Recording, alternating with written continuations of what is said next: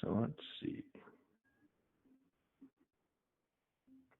Oh, hey, notification. Go watch the bod stream now.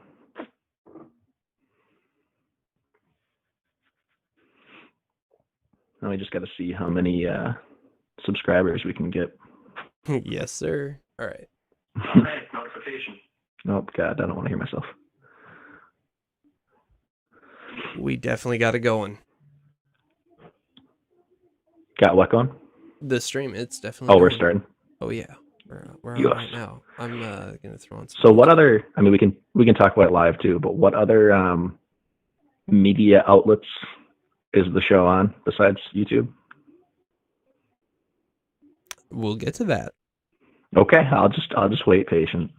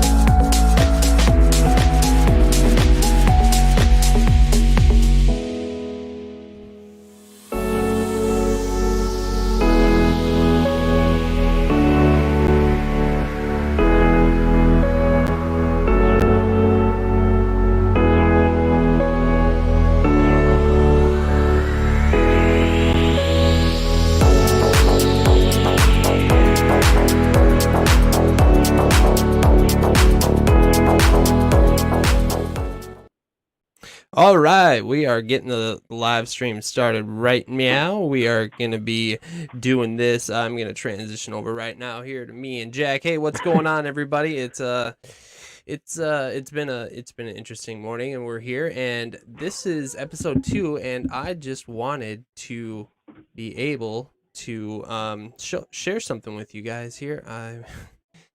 Yikes! This is. Well, it's whatever. Never mind. So it's all good. It's all good. So this is episode 2 of the Victorious POD. Jack, how we doing for a minute? Why don't you vamp for 30 seconds and I'll be right back. Don't worry about it. Okay, cool. I'm left alone already. This is a bad plan. We're doing good. Quick little shout out to everybody who watched last week. We'll get into it a little bit later, but super excited to be coming back for episode 2 in the same week. I don't think we've ever done that before. We can barely get through one episode in a week. So excited to see how this one will kick off as we fix some technical difficulties, aka Jack's internet service from the middle of nowhere, Wisconsin. And yeah, we're going to get into a lot more specific matchup preview stuff, kind of leave what we left for the draft episode behind and get into the real season here. So learning and improving every week as we go, but we'll make it up along the way. Yeah. So I'm going to say that the first thing that we should probably do if we're going to do this is be prepared. Like when we start live streaming. I don't know what that means. That might be a good thing. But hey, okay. So for those of you just tuning in now, it'll look a lot better than those that joined. Yeah, well, that's all right. We can have a couple rough starts just to get our feet wet. It's no big deal. It's not like we're going to be broadcasting to millions and millions of people around the world, right? All right, what's going on, everybody? Of course not. Pod Squad, what's going on? I am Walters. The guy next to me you see is Jack. We are doing a podcast for the Victoria's Secret Fantasy Football League, and it is a special Saturday edition of the podcast before week one continues. We'll be back to our regularly scheduled podcast on Thursday, starting at 6:30, right before kickoff every week. Jack, how you doing, man? I'm doing good. It's a weekend, so can't complain. Just ready for it to be tomorrow. Oh, yeah, man. I'm super excited for the fantasy football season to get, the Thursday game was fun because, it's a start of football and you got people playing games, but now you have the full slate of games on Sunday and it's going to be awesome. We want to shout out to the fans, say thank you for listening and watching us here on YouTube. Thanks, Mom. Yeah, thanks, Mom, Dad, brother, sister, to all the people who want to laugh at us. Thank you very much. It was a lot of fun last week. We had 33 YouTube views. That is, ooh. I mean, I think I watched it. Only 32 of them were me, so. I'd say I think I probably played it 3 or 4 times. Twice for myself and then a couple times for other people to check it out. I was once, but I sent it out to a couple of fantasy friends that aren't in our league just to be like, hey, here's some outside source stuff. So I only did once, so that's pretty good. I was not expecting that. I would like to shout out a few more thank yous. Garlic Johnson. He has been kind of he's been my technical support guy a little bit, even though he's had a little bit more experience with this, so I've been calling him, asking him questions, doing comparisons and stuff like that. He's been a really big help, and I just wanted to say thank you. Thank you for doing that for us. I also want to thank Levi Oki. He is the one who put together our very nice album artwork that you see behind us now, and I couldn't be happier with that product. You can find, if you're interested, you can hire him to do illustrations. You can find him at Levi Oki Illustrations on Instagram. How to find us, Jack? Do you know we're on YouTube? We are. I'm very excited about it. So there's this pretty sweet feature. If you get 100 subscribers to follow your podcast or your channel or whatever, you can create a custom URL. So I would love to be able to create www.youtube.com/thevictoriouspod. So do us a favor, click that little bell, subscribe, and you'll know exactly when we'll start live streaming. You can find us on Twitter at thevictoriouspod. Tweets are already starting to go out this season as our season has kicked off. I would look there for all of our streaming times and all of content related to our league. Lastly, if you are not listening to us on YouTube or don't want to watch us on YouTube, you can find us on Anchor at anchor.fm/thevictoriouspod. If you don't want to listen on Anchor, Anchor does a nice job and distributes our podcast to Spotify So we just use Anchor as our spot to be able to distribute our podcast, but you can also listen there as well. Also, if you go to Anchor, you can leave us 1-minute voicemail messages to help interact with the show. One of the reasons we are on YouTube is so that we can have live interactions with our listeners and our league members if they choose to say something in the chat there. You can also reach out to us at victoriouspod@gmail.com. Send us an email and we'll read it on the air. Jack, is there anything new or exciting going on with you right now? With me? There's never anything exciting going on with me. Christine and I went to Duluth yesterday. Well, 2 nights ago, we spent like a 1-night kind of impromptu trip up there with her brother and his girlfriend. So going back to Duluth is always a fun time. Otherwise, she's got her bridal shower today, which means I'm doing nothing. So again, nothing exciting with me. But right on. I am painting my office right now. Ooh, actually, nice. I'm not painting it. I'm having somebody paint it, but I'm doing all the prep work, and it is taking up a lot of time. And you're supervising. Nice. It's going to be nice when it's done. That's for sure. So that's kind of what's going on. All right, it's week 1 in the NFL. Woo! Football's back. Let's go.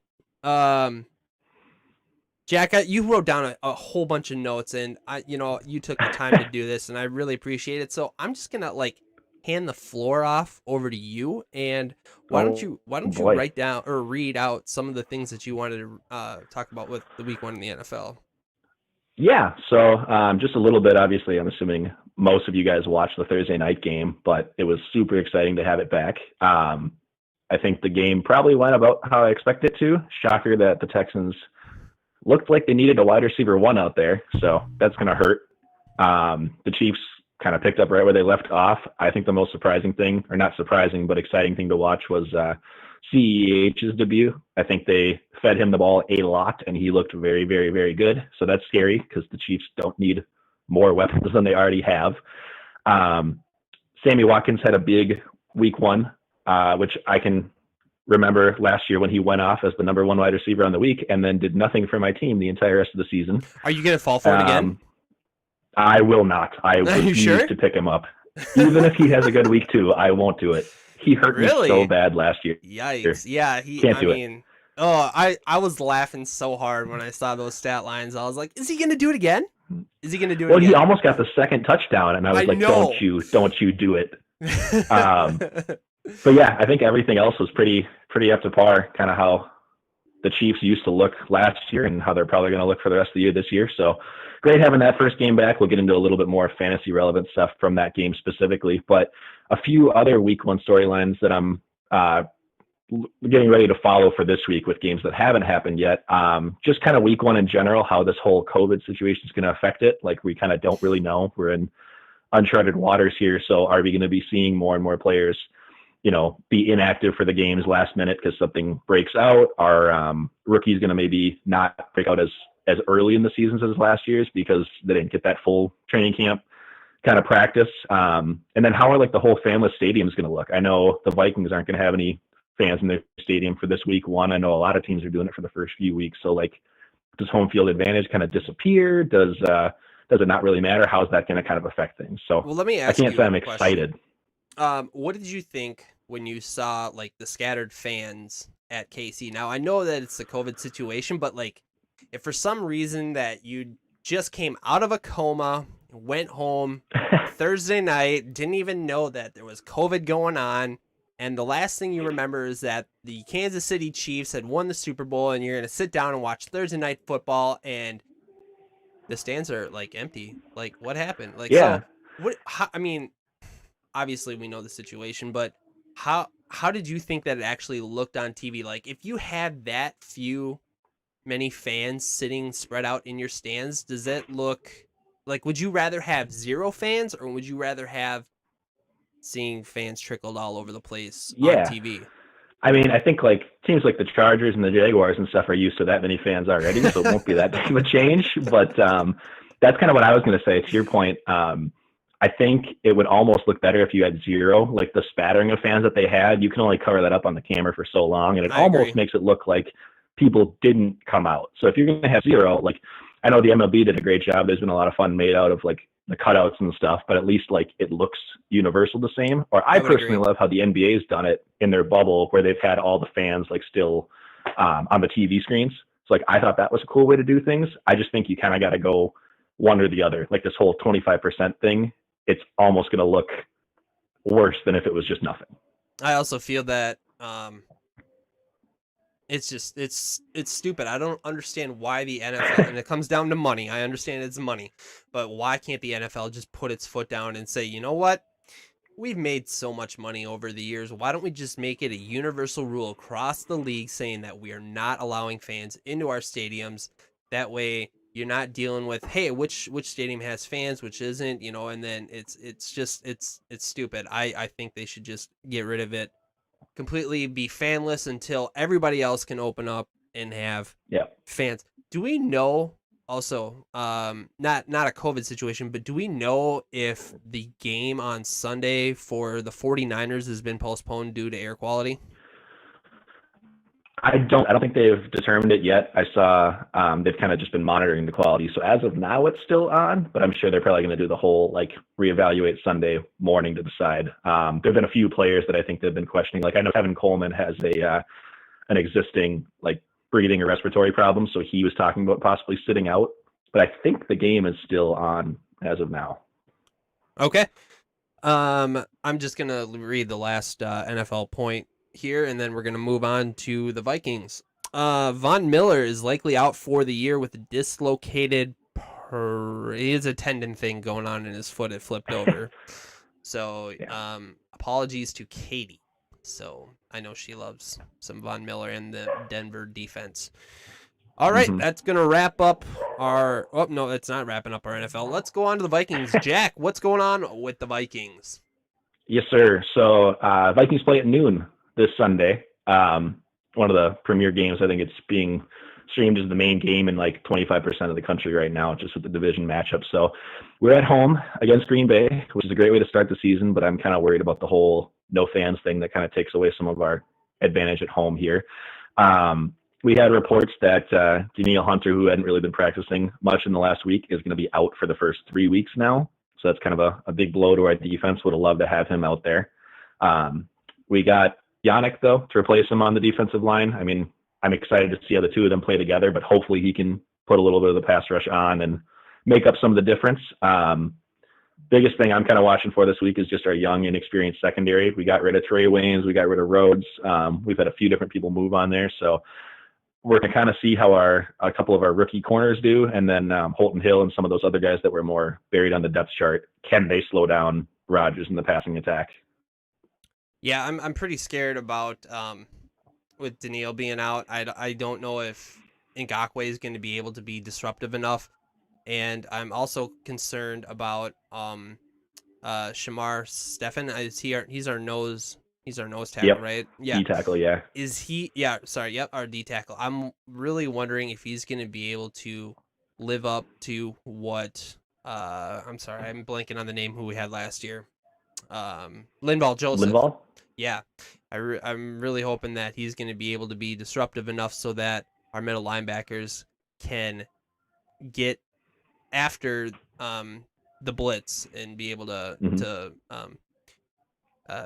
shake up Aaron Rodgers a little bit, make him nervous. We like when Aaron Rodgers is nervous. I'm noticing here in the notes that there's a Tampa Bay Buccaneers and not the New England Patriots. What's all that about, Jack? I figured you'd bring that up. Yeah, I mean, I obviously am still going to be following the Patriots because I followed them since I was 5 years old. But at the end of the day, I mean, a lot of people have asked in the off season, and by a lot, I mean like 2 people. Not that many people talk to me about this, but kind of just, is he or are most of the people that have been Patriots fans for the longest time, are they Brady fans or are they Patriots fans? Like, which way are you going to go? Brady's always been my favorite player, so I'm still following him. I'm going to support and cheer for him. I'll continue to monitor the Patriots, but I think I'm more excited for what the Bucs are going to do this year and seeing Brady and then Gronk back in their new system. Right on. All right. So let's move on over to the victorious Secret Fantasy Football League, Jack. I see you have a few notes written around here on some players, and why don't you kick it off and tell me what's going on? So we're going to continue to do this like weekly news and update stuff like we did last year. However, we don't want to take up too much people's time with reading off these no-name people that nobody really cares about fantasy relevance anyway. So we're trying to keep it to the big names. Obviously, we haven't played a whole lot of games yet. So there's not a ton of injuries, but the most noteworthy ones is a couple of the top wide receiver ones this week. Both Mike Evans and Kenny Golladay are, I believe Evans just got brought up to questionable, but were doubtful as of this morning to play. So that'd be a big blow to whoever has them in all their different leagues. So we'll be watching those to see what happens. Right on. Also, we are going to have some team name updates. I see that you were pretty disappointed with all of our team name updates that we have going on so far here. Yeah. We've had a couple more in the last couple of days, but I think we're at 7 or 8 out of 12. Do you have those up? I don't have those up right now. Yeah, I've got the team name. You want me to just read through them all? Yeah, why don't you read right through them? Okay, so we have Cassie changed hers to Butker up, we're going uphill. I'm assuming like button up. Yeah. Minnesota cold weather. Got 2 of her team names in there. That's always impressive when you compare 2 of them. Josh from the beginning had Nuke Skywalker off of DeAndre's nickname, Nuke. Yep. Which I like that one. I switched mine. This was right after the Odell Beckham news came out, but OBJ's Cleveland Steamers. So if you don't get that, I'm not going to explain it to you on the air. We're a family-friendly show. That is correct. This is one of my favorites so far. We wish you a Merry Christmas. Just always coming out with the cute family-friendly names.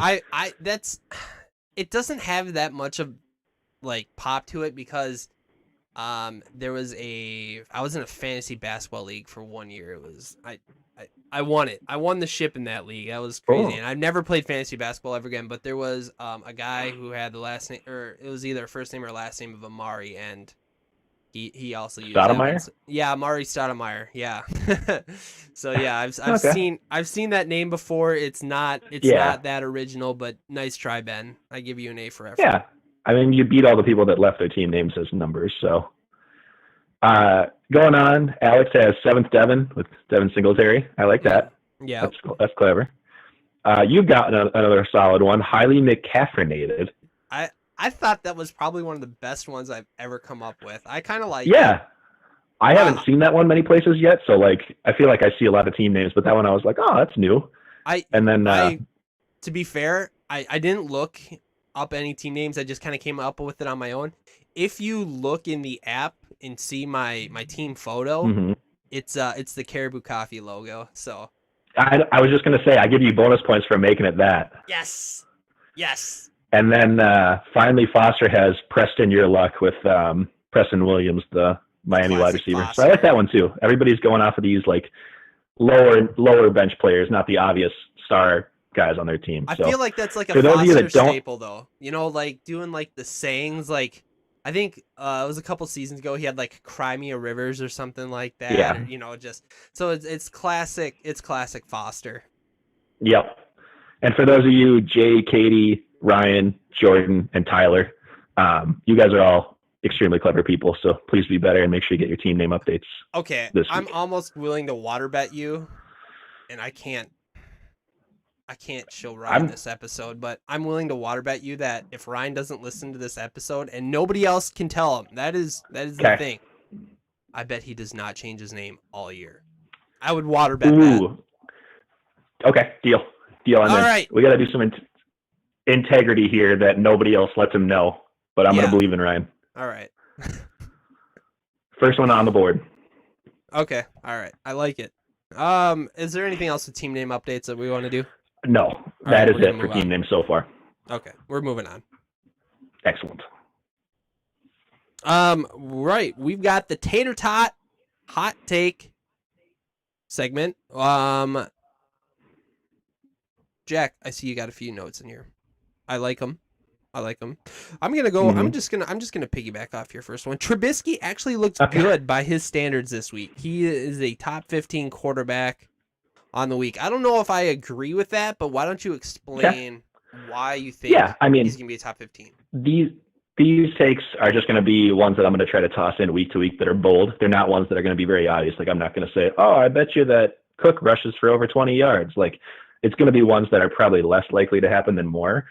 I had to put in the little note there that Trubisky looks good by his standards. I'm not saying he's going to look good, but I'm saying he will look good compared to how he usually looks. I think top 15 is not that much of a stretch for a quarterback to get. And I think he's going against Detroit this week. So he's got a very, very bad pass defense. They just got rid of Darius Slay this offseason, so they don't really have a top option to stop him. And I am probably believing that Stafford and the Lions are going to put up points. So I think Trubisky's going to have to throw. He does run a little bit, so there's always that chance of him getting, 20, 30 yards and a couple extra points there. But I think he'll do enough. I'm sure he'll turn the ball over, but I think he'll do enough to at least be top 15 in this week where not a lot of teams have had practice. Okay, right on. I'd say that top 15, so when you're looking at the 15th best quarterback, it's meh, and I definitely think that that's kind of where Trubisky's ceiling is right around is meh. So I would say not a bad take. All right, Cam Newton. Cam looks like his old self this week with a top 12 performance against a so-so defense. You think he's going to have at least, or he maybe has 1 rushing touchdown and 2 passing touchdowns. Why don't you break that down a little bit for us? Yeah, same kind of situation. Cam, like both quarterbacks that we don't really know yet this year. Cam obviously was off most of last year with the injuries, but he's going against Miami. They signed a lot of players in the offseason. They spent a lot of money, but I still don't see them as like a top end defense. So I think Cam's rushing ability and just big play ability combined with Josh McDaniel's play calling and like he just has better coaching now than he's had in the past. And really, Cam's never had a lot of great weapons. He's had an older Greg Olsen. He had Kelvin Benjamin for a couple of years who has kind of done nothing since. But I think Cam combined with all the pass catching running backs, I think N'Keal Harry's got a good deep ball chance and Julian is Julian. I think that Cam could easily put up a decent week, like maybe low 200s passing yards and 1 to 2 touchdowns, but then he'll get like a rushing touchdown in there, like a 2-yard goal line kind of thing where, again, top 12, I don't think needs as much as people realize. Like when you say QB1, but on a given week, like there's plenty of guys that are going to get 10, 12 points. And really, if you only get 18 or so, that's still enough to put you up there. So yep. I think Cam will bounce back more than some people I think are expecting. Okay. Last point. Steelers, they will have a top 12 quarterback, running back, and wide receiver this week on Monday Night Football. I don't know about your running back take, but I can definitely see Juju and Ben Roethlisberger having a phenomenal week. I was not impressed at all with James Conner last year. A lot of people are down on him again this year. He's got a lot to prove, and he's got to win me over. I don't think he's gonna be an RB2. Like you can start him as your RB2, or if you need him in your flex, if you already are locked up at your running back positions, he will be able to be a weekly start. But I don't think he's ever really going to. He might crack the top 12 one or a few weeks out of the season, but he'll definitely not finish as a top 12 on the season. I'd water bet you on that. I think I should clarify. I don't think that he's necessarily going to finish top 12 on the season because I think he'll get hurt. But I think James Conner will be an RB1 until he gets hurt. I think every time that he does play, but like last year he was playing through injuries a lot. I think when he does play, he's very, very good. In that first year after Bell was doing the holdout thing and James Conner came in there, he was an RB1 like the entire year and is solid. So it's just, is his health back? But I think that was kind of part of probably more of my bold take because it's very tough to have like a top end of all 3 positions in the same week. But I didn't think it was spicy enough to just say, oh, a quarterback's going to be top 12 and his receiver. Like that kind of correlates. So I think Ben will be able to move the ball easily. And I'm assuming it's Juju, but it could be Deontay Johnson too. So I left it open as a wide receiver. But I think Ben will be able to move the ball against the Giants easily. And I think they don't have that good of a rushing defense where James Conner should be able to get, a touchdown and maybe some receiving work. So that's my take. But yeah, I'm like, shout out to Cassie for, I believe she took him in the league this year. I'm very, very high on James Conner until he gets hurt in like week 8 or 10, which will suck. But in the meantime, you'll have a really good player. Okay. All right. That's going to wrap it up for our Tater Tot hot take. And we are now going to move on to purchase or pass. This is going to be kind of like buy or sell if you listen to the Fantasy Footballers. Jack, I see you have all of these notes written down here. Why don't you take it away, and I will say if I will purchase or pass. Perfect. So I wanted to come up with some of these just to toss them out to you. Obviously, I already know what I'm going to say for any of them, but I'll just read them first. You kind of tell me what you're feeling, and then I'll toss a couple of notes in too. So first one, with the Vikings playing the Packers this week, as many of us know, we got rid of Diggs this offseason. The Vikings don't really have a true number 2 receiving option. So people are kind of back and forth between, is Thielen going to get fed like crazy, or are we just going to only run the ball and be one-dimensional? So I said Thielen has 7 or more catches this week, purchase or pass against the Packers. Pass. Pass? Where do you think he's going to be at? You just don't think we'll pass that much this week? I think 7 is about the ceiling. I mean, if you have 7 catches in a game, I mean, you're constantly being targeted, and that means you've had time to have the ball thrown to you. And I haven't seen any football this year. Nobody has, except for the Thursday night game. Nobody knows how our line's going to do. We don't know how well Kirk is going to be protected. We don't know if now that Diggs is gone, that Thielen is going to be double, triple teamed all game long. He's also got other options to throw to. He's got Rudy. He's got Dalvin. He's got Irv Smith. He's got Justin Jefferson. So I think 7 catches. I think it's in the realm of possibilities, but I'm gonna take the under and pass on 7 catches for Adam Thielen. Fair. I probably will as well. I think he's projected 5.5 or 6 catches, which I think that's definitely doable. I was just trying to play on your homer a little bit and say maybe Walters will pick yes just because it's the Vikings, but didn't work. So I'm probably with you on the pass. Not that easy, bro. All right, number 2. One of the big matchups I'm watching this week is the Buccaneers, the new face Buccaneers versus the Saints, who were dominant like in the regular season and got beat by somebody in the playoffs. I forget who.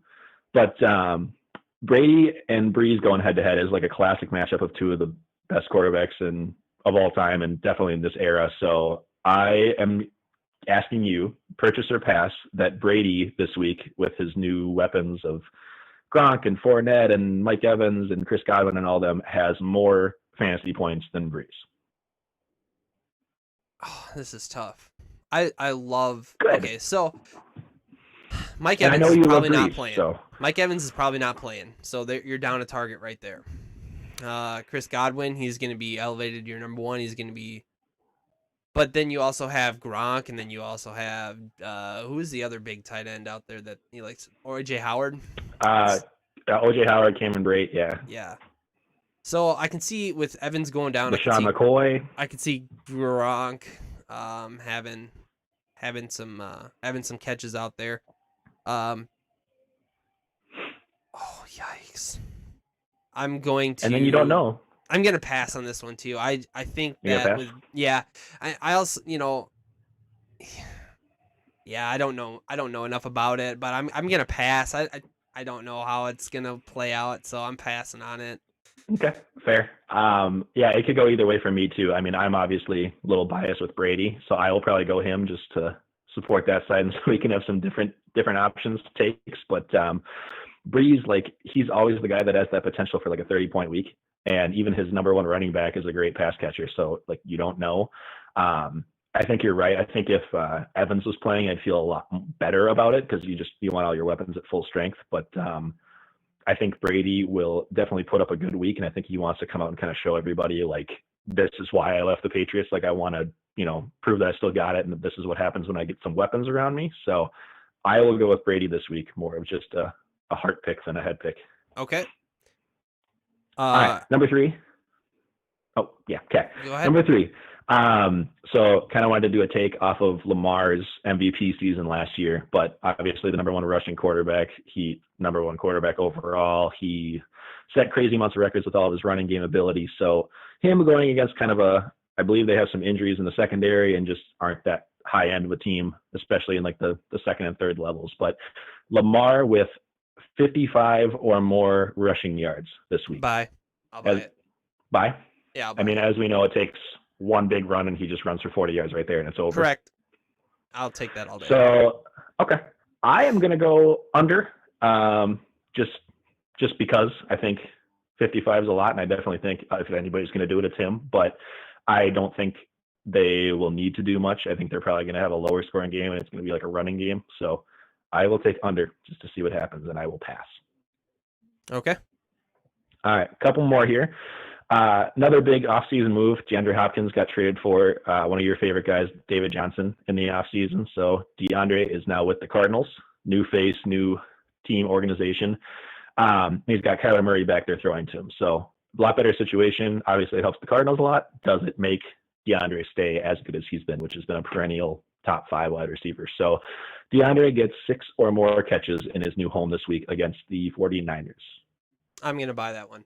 You do not trade for this guy and give up a big piece like David Johnson to not have him be your number one guy, to not have him be your number one target. Now, I'm not sure exactly on how accurate Kyler Murray is. I know that he's a rushing quarterback, so that's why he gets a lot of his points. And frankly, I don't watch enough NFL to be able to keep up with the Arizona Cardinals. So, but I do love DeAndre Hopkins. I think he's one of the most talented receivers in the league, and I believe that if you trade for a guy, he is going to be your number one, and you will be throwing to him all day. So, yeah, I believe that he's going to get 6+ catches. Okay. I agree with pretty much everything you said. I think you don't go and get a guy unless, you're going to use him.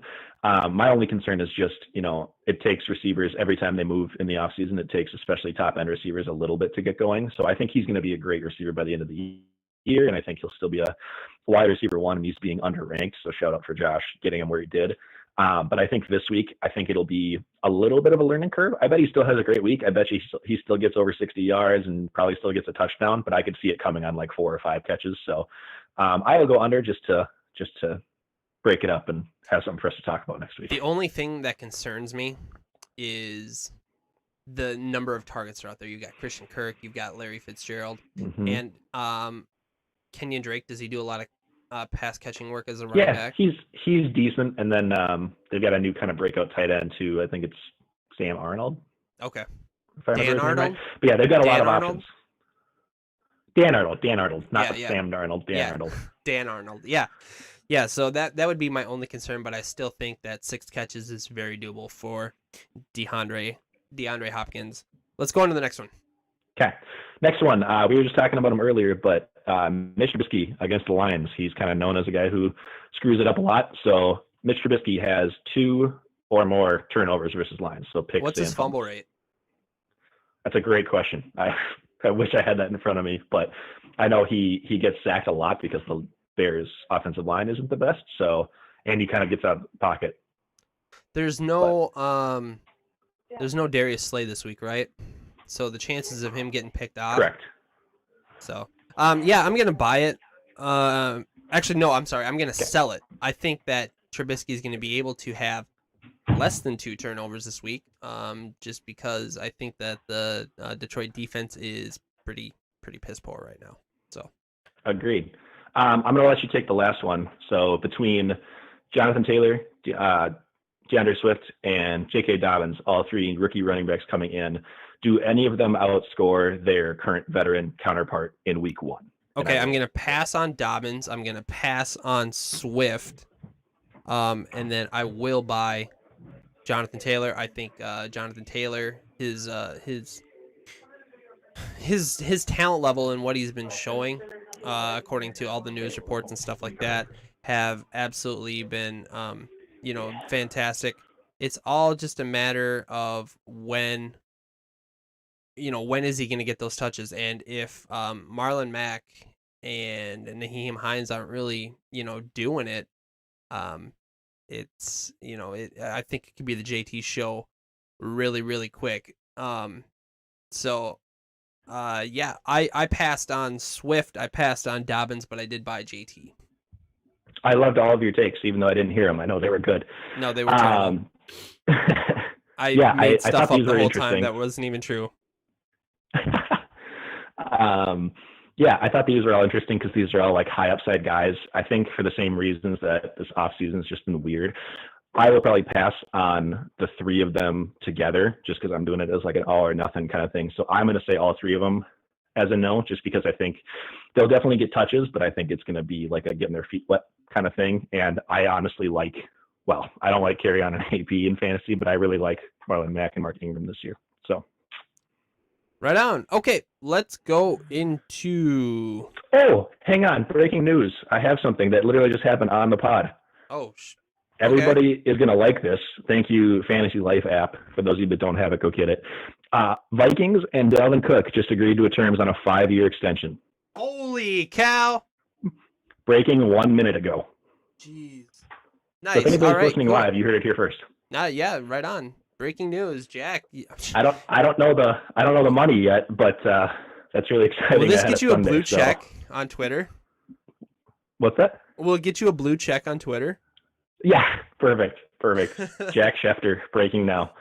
Don't know more what the contract details will look like if it's backloaded money or whatever, but exciting. A 5-year I was not expecting. I thought maybe 3 because running backs, don't last that long, but it's kind of nice show of faith being like, you're our guy, and also goodbye to Alexander Madison's value. So. Oh, yeah. Unless Dalvin gets hurt, which is very possible. Right. Yeah, of course. Dalvin just... Or I'm sorry, Madison just, his value as fantasy value just dropped. Okay. Yep. All right. So okay. If I had my drop board ready, I would have done breaking news, but we don't have all that ready. So we'll try for that next week. All right. Yep. Jack, we're swimming upstream. We're going to start going through this quick because we got a lot of stuff yet that's coming up here. We got our pick'ems to get into. So let's swim upstream as fast as we can. Okay. So we're going to start doing this segment every week where I am a believer of late quarterbacks and that a lot of quarterbacks have similar value. So every week I'm going to pick a guy that is currently on our league's waivers who I think has a great matchup, and we're just going to kind of track it throughout the season, see if my waiver quarterback, my streaming quarterback, ends up with 12 points a week or whatever I do by the end of the season. So I was looking at different guys. I wanted to go with my guy Stafford. He was one of my guys this year, but I think the Bears defense scares me. I like Tyrod Taylor. I like Teddy B this year, both against bad defenses, and they're running quarterbacks too. But my pick this week is going to be Phillip Rivers versus Jacksonville, just because their defense is decimated. He throws the ball a lot, and he finally has a great offensive line. So I'm going to go with like 250, 275 yards for a couple touchdowns, probably an interception. Puts him right around like the 16 to 18 point range. But I think that's a guy you could start even if you had no quarterback on your team, and you'd still survive week 1. Right on. Okay.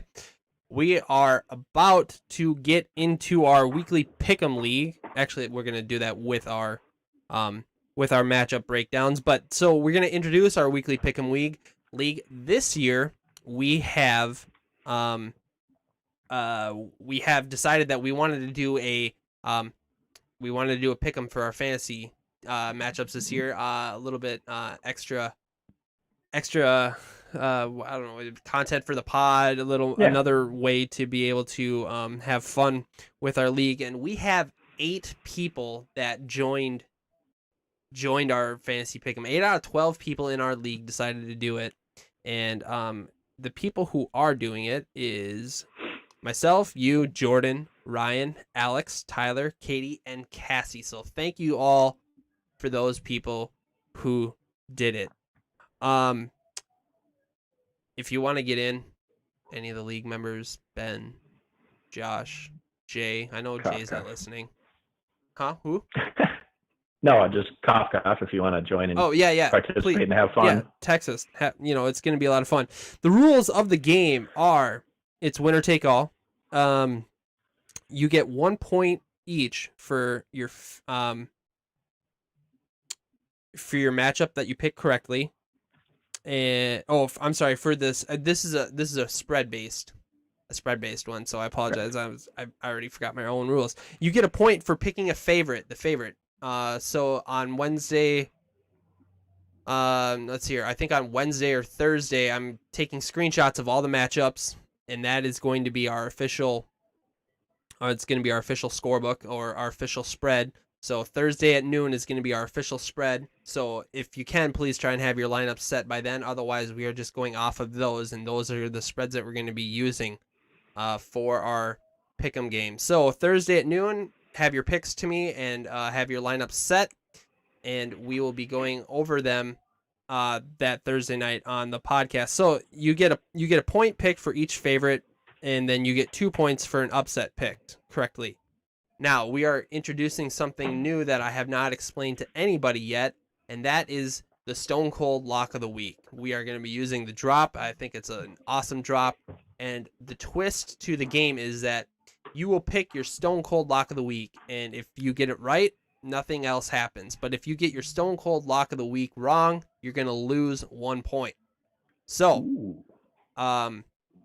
Stone Cold Lock of the Weeks are starting in week 2. So be sure to include your Stone Cold Lock of the Week of the century. So yeah, that's pretty much going to be the whole game. I've got a nice spreadsheet detailing the matchups, and I'll be making that available for all the league members to be able to look at and use, and there will be a standings tab updated as well as soon as we get some results going. Just a actually I'm not going to get into that yet. Jack, why don't we get into our week 1 matchups? Deal. First matchup I broke down. Are we talking about the screens or the names on the screen or anything? Yeah, I got it right here. Hold on. Okay, perfect. Then I won't rattle them down. Then we can let the viewers see. I followed all the pictures. All the pictures that are going to be up are following your Tyler. notes. Is that who we got? Yeah, okay. Yep. I'm following. All the pictures are in order of what the notes are, so we can just rattle them off. Perfect. Okay, so I'm going down with Foster versus Tyler this week. Both of them have awesome QB matchups. I really, really like Brady versus the Saints because I think he's going to have to score to keep up with them. And then Russell versus Atlanta, same thing, and they have a worse defense. So those should be pretty even and high points for you guys. Those running backs going the same game against each other, so you better make sure that you're watching that game, Foster, because that's going to be huge for your week. Tyler's running backs should both go off this week. I'd like their matchups a lot too, but I think I like Foster's wide receivers better. So that kind of gives him the edge. I think Tyler probably has the edge in running backs for at least this week's matchup. Tyler's going to love George Kittle this week because every other 49ers option is basically hurt. So I think Kittle's going to get fed a lot against the Cardinals, who I believe are terrible against tight end.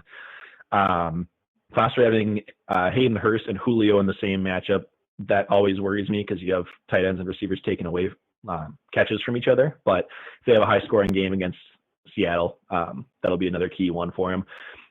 2 great defensive matchups. They were 2 of my kind of picks for like top week 1 matchups I was looking at. And then as far as flex goes, I think Foster has a huge edge there with Terry McLaurin over John Brown, just because Brown's not super exciting for me.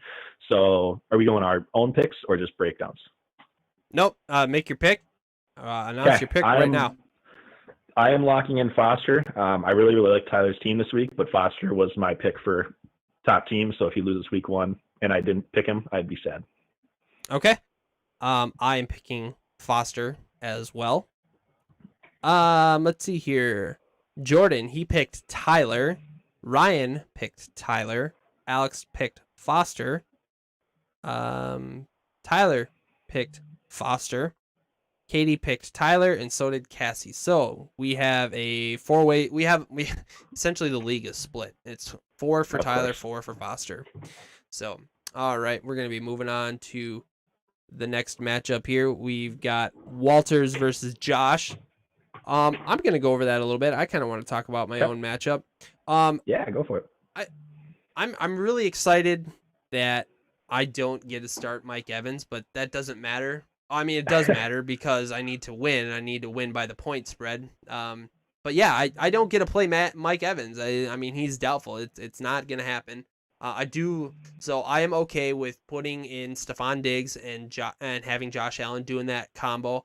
I think that I'm going to be able to get some sort of points out there. I don't know if I'm going to be comfortable doing that every week, but I'm just praying and hoping that Stephon's going to be able to do what he does. CMC is going to be amazing. I can't wait. So the biggest question mark that I have is my tight end. I don't know if my tight end is going to get me exactly what I want. And I've already had a few players go. So with Josh, I'm really,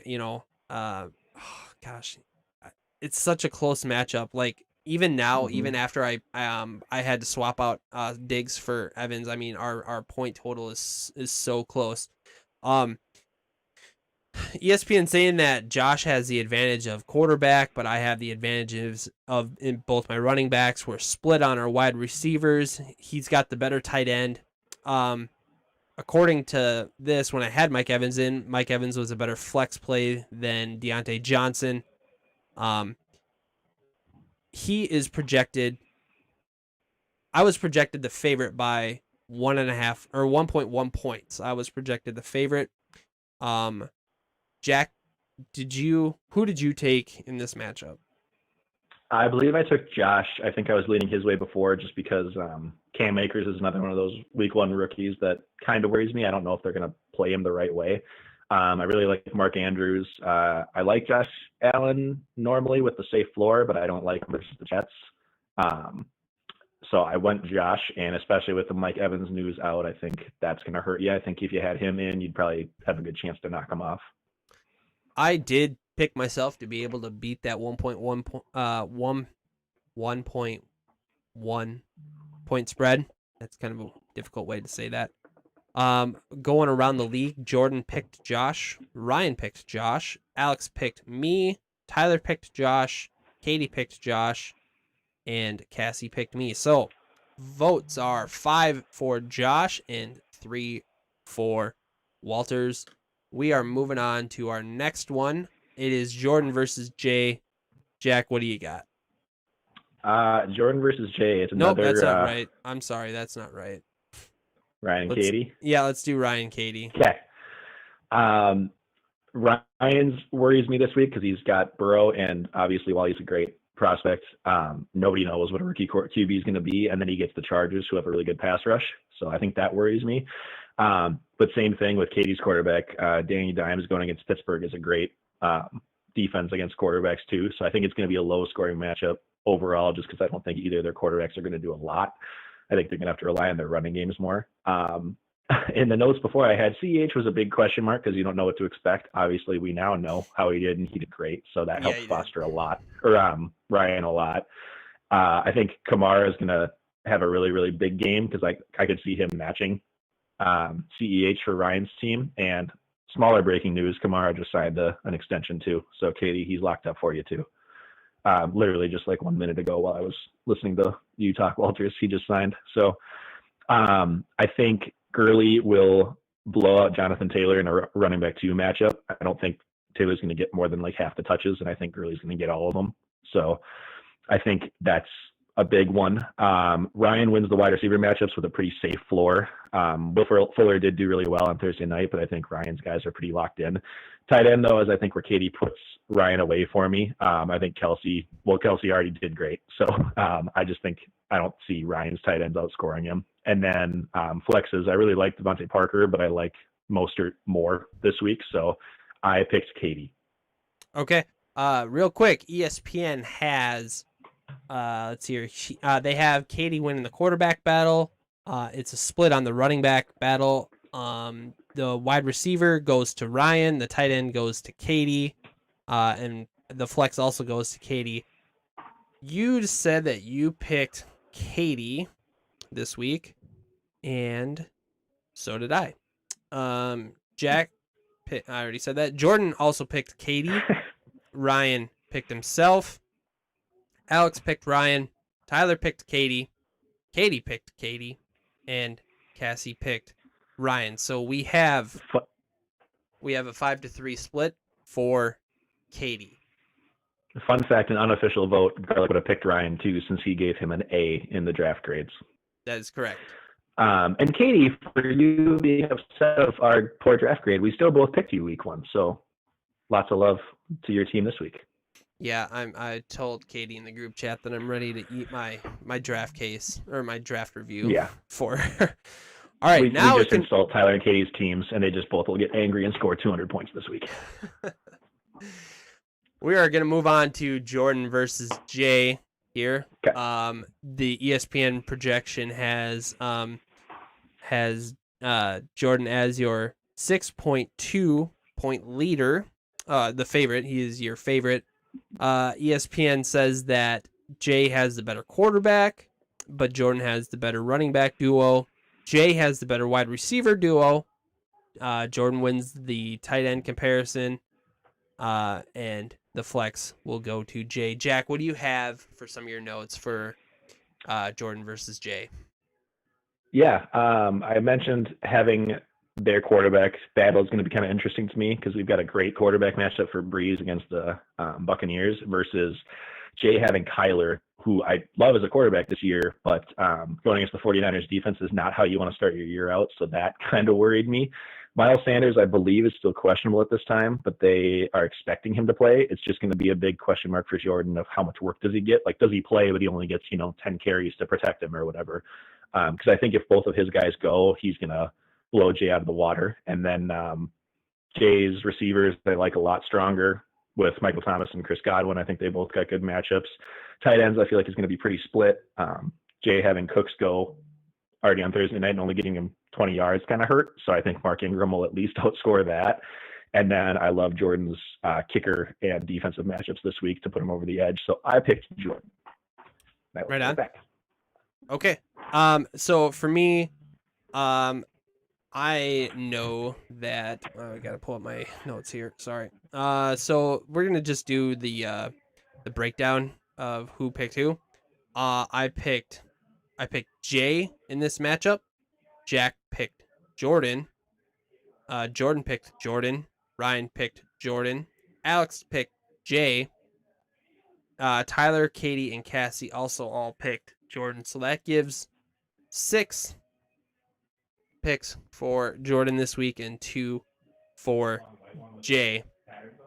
So there is that. We are going to be moving on to our next matchup, which is going to be Jack versus Cassie, and I'm sure Jack wanted to definitely come back and talk about his matchup, but I'll throw this out here for right now that Cassie is the 1.1 point favorite in this matchup.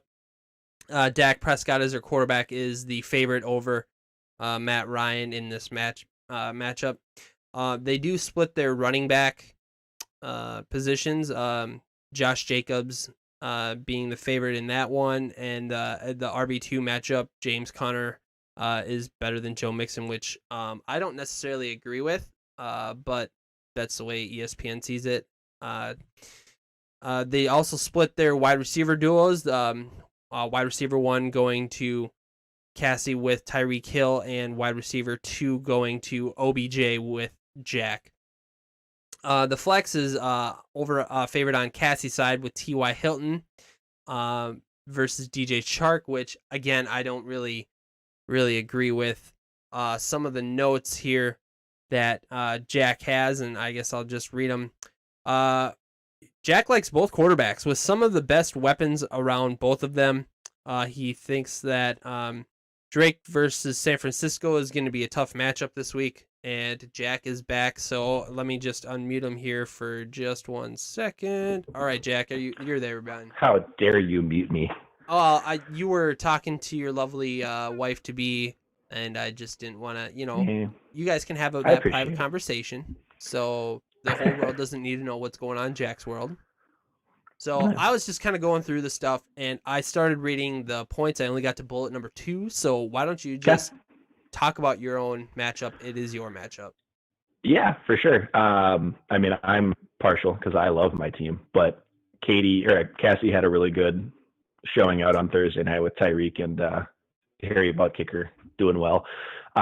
It's the battle of my quarterback this year versus my quarterback last year. I was in love with Dak Prescott last year, but the Rams do have a pretty good defense, so hopefully that'll slow down his running ability a little bit. He's just got so many weapons, though. Both him and Matt Ryan have an absurd amount of weapons on their team, so they should have high-scoring days.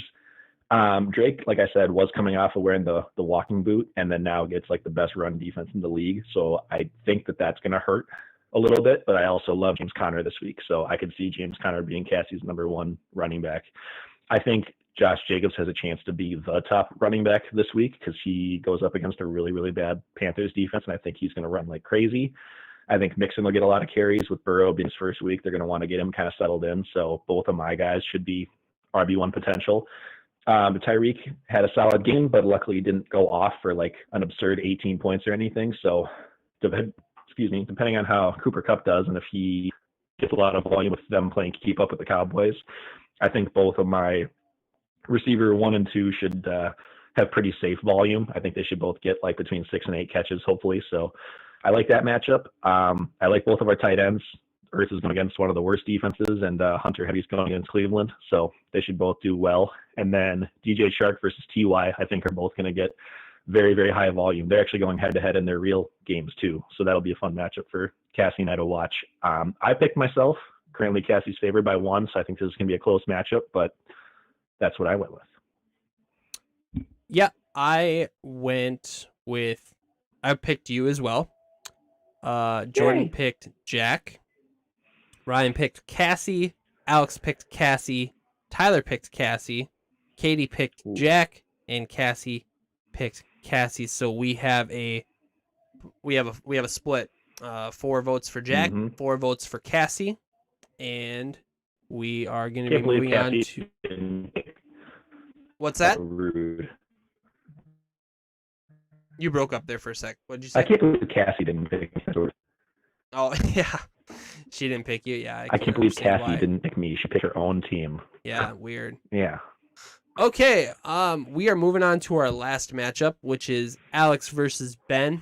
According to ESPN, Ben is your 4.5 point favorite. According to ESPN, Lamar Jackson is going to beat out Deshaun Watson, which I would agree with that.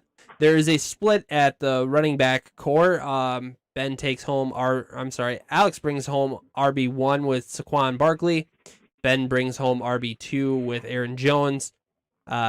They are also split at the wide receiver spot. Kenny Golladay, which was given the favorite in the wide receiver 1 matchup, and then DK Metcalf was on Ben's side was the favorite in the AJ Green DK Metcalf matchup as well. Evan Ingram is going to be favored for Alex against Jared Cook, which I don't know if I necessarily agree with that. And then in the flex spot, you have Kareem Hunt for Alex going against AJ Brown, and AJ Brown is taking the green check mark for that one. What do you think about this matchup? Initially, I picked Ben. It's hard just to bet against the defending champion. And then Alex, I believe, is the owner of Kenny Golladay, who, like I mentioned before, has been downgraded to doubtful. So I think him losing his probably number 2 or number 3 overall pick really hurts him. So there have been a couple of changes since where he's got and N'Keal Harry in as his wide receiver 2 in place of Kenny Golladay, and then he's got Antonio Gibson as his flex over Kareem Hunt, I believe. So big question mark with Gibson. He's like the darling sleeper of this offseason, a guy that if they give him the right amount of touches, he could be a beast. Apparently he was basically like step for step with Jonathan Taylor and like all of his combine scores. So the dude's a freak athlete. N'Keal Harry it should be good with Cam this year, but I mean, he's no Kenny Golladay, so that's going to hurt. I like Alex's pick with AJ Green, so I think he's going to blow up and come back to wide receiver 1. But I think with Devin Singletary going against the Jets and his kind of movements with some injuries, that's going to hurt Alex. So I'm a big believer in both Chubb and Aaron Jones this week, and I think they're going to get a lot of carries. And I'm going to pick Ben. I picked Ben as well in this matchup, even before all of the Kenny Golladay stuff went down, so that's surprising. So, okay, so I picked Ben, you picked Ben, Jordan picked Alex, Ryan picked Ben, Alex picked Alex, Tyler picked Ben, Katie picked Ben, and Cassie picked Alex. So that is 5 votes for Ben and 3 votes for Alex's matchup. That is going to conclude all of our week 1 previews. I just want to let out a fun fact. I'm already going to be keeping statistics for fun, weird, quirky facts in this in this league pick'em. if you were to guess, how many people picked themselves to win their matchup? I would assume all of us because we're selfish, but I'll do like one less than everybody. So what, 7 You out are of 8 or correct. 8 out of 9? You are correct. 7 out of 8 people picked Yeah. themselves to win their Who is matchup. the nice one? Tyler. Oh, okay. Interesting. So I don't know if you noticed in the second page where I had all of our picks that there were certain boxes that were highlighted, but there was one box that was highlighted a color that was different from all the other colors. Okay. So each of those boxes represent, if you have an off shade of red, that means you picked yourself in that matchup, and if it's an off shade of blue, you picked the other team in your matchup. So I'm going to be keeping track of stuff like that to be able to shout out there on the podcasts, because I think stats can be kind of fun. Alrighty, cool. Mm-hmm. We're all done with that. We just have a few more things that we are going to wrap up with. We have the Walters versus Jack NFL Pick'em. Each week we're going to pick one team that is going to win. We cannot reuse a team that we've previously already picked. Jack, what is your pick? Yeah, so I am going with the Eagles this week over the Washington football team. If nothing else than just the fact that they don't even have an actual team name anymore. So, I mean, the Eagles are one up there. Wentz has a lot of receivers and weapons that are injured, but I just think that Washington barely has any weapons to start with, and I think this is a solid matchup for the Eagles. I picked Indianapolis over Jacksonville just because Jacksonville is terrible. I like it too. So, I mean, that's... So we'll track how we do week to week on that, and then next week I'll let you pick first since I picked first, and we'll just kind of go back and forth. We're not doing anything like spread wise because we're already doing that with the pick'em. We're just doing straight up and see how far we can last once we get down to like 10, 12 teams have already been used. So sure, just for fun. In the notes, this on air production meeting, you see the teams used tab, the notation. Mm-hmm. Each week, since we just copy our previous notes and then just edit to update for the new week, each week, so under the teams used, if it's right, I will have it in a shade of green, and if it is wrong, I'll have it in a shade of red, so we can kind of keep track of what picks we did have right. So, right on. Okay, let's move on to our Guillotine League notes. Jack, what do you got for our Guillotine League?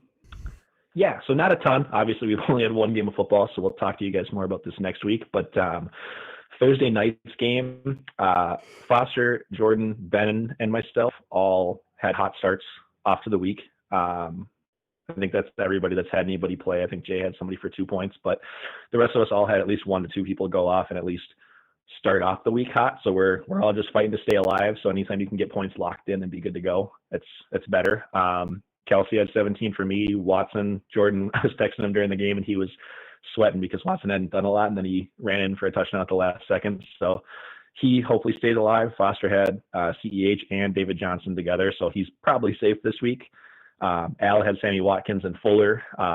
So we will go through kind of more of that next week, who goes out first and how the whole player dispersion works from there. Right on. I see that you wanted us to list off our starting. Yeah, if you want to just do like a quick, like, here's who your starters are, just because I want to give the league an idea of how terrible and dog doo-doo these teams are in the 17-person league. Yeah, I'm not going to lie, I don't have that up right now. Okay, well, I've got mine just to like give an idea, and we'll talk next week. But I have Cam Newton as my quarterback. I am starting James Conner and Marlon Mack as my running backs this week. Mack, I'm just hoping I can pick somebody else up if I survive enough weeks. DJ Moore and Terry McLaurin, I actually like as receivers. And then I have Boston Scott as a flex because I'm hoping Miles Sanders doesn't get a lot of carries. And then Matt Breida from the Dolphins, who is the 1 or 2 running back. I'm just hoping, because it's, I believe, a PPR guillotine, that he gets some catches. And then Travis Kelce at tight end. So, it's not horrible for 17 people, but you can definitely tell the difference between a regular league. I know. I got to keep telling myself that, even though that there's so many no names on our team. It's because there's Yep. 17 teams in the league. So. And you don't have to win a matchup. Like, I don't have to outrun the bear. I just have to outrun you. You just not be the last guy. You're fine. Correct. So we'll see how that goes for week 1. All right, let's talk a little bit about our Dynasty League. Nothing, like you said, nothing much has happened since there's only been one game. You're playing against Foster's new shiny toy, CEH. How did you feel about that one? Not ideal. I was kind of hoping he'd have a slow week 1. So Foster going off right off the bat is not great. I think ours is one of the only like pretty even matchups. A lot of other matchups in that league this week have like one team that's tanking or one that's not really a threat. So Foster and I are kind of both teams right now that think that we might be good enough to be contenders, but that might change quickly. Speaking of tanking, Garlic has informed the league that his whole team is opting out due to COVID this year. How do you feel about that? Correct. He sent a very formal official statement into the league chat on Sleeper today. So I thought that was funny. I believe, because there's another team right now that has nobody starting in their lineup.